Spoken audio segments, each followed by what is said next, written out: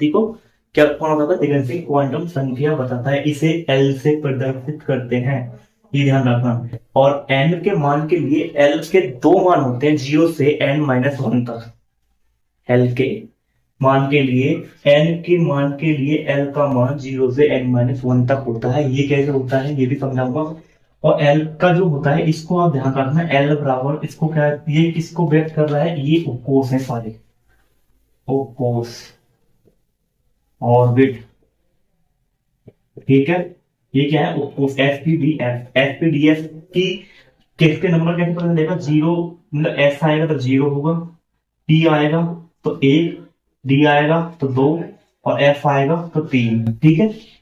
मतलब कि इनके मान है, ये भी डिपेंड करता है, ये भी डिपेंड करता है, ये भी डिपेंड करता है, ये भी डिपेंड करता है।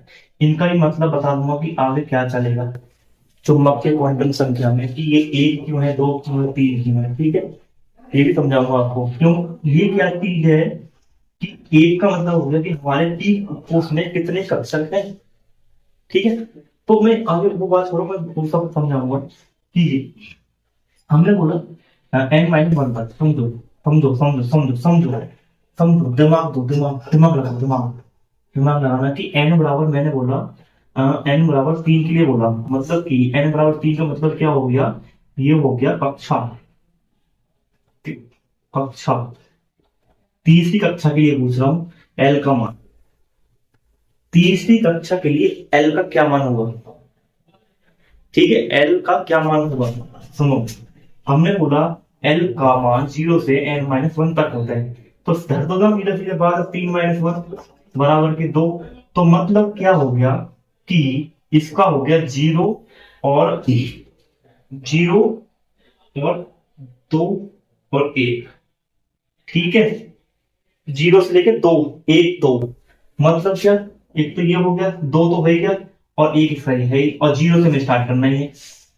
समझ में आया, समझ में आया। जीरो एक दो, जीरो एक दो, एन बराबर, और एक से ही एन बराबर वन के लिए जब निकालने लगे तो क्या होगा, एन का मान, एन बराबर वन के लिए हम निकालें तो क्या होगा, तो एन बराबर वन का मतलब हो गया हमारा के का क्या हो गया, ये कक्षा हो गई, ठीक है। ये भी कक्षा हो गई।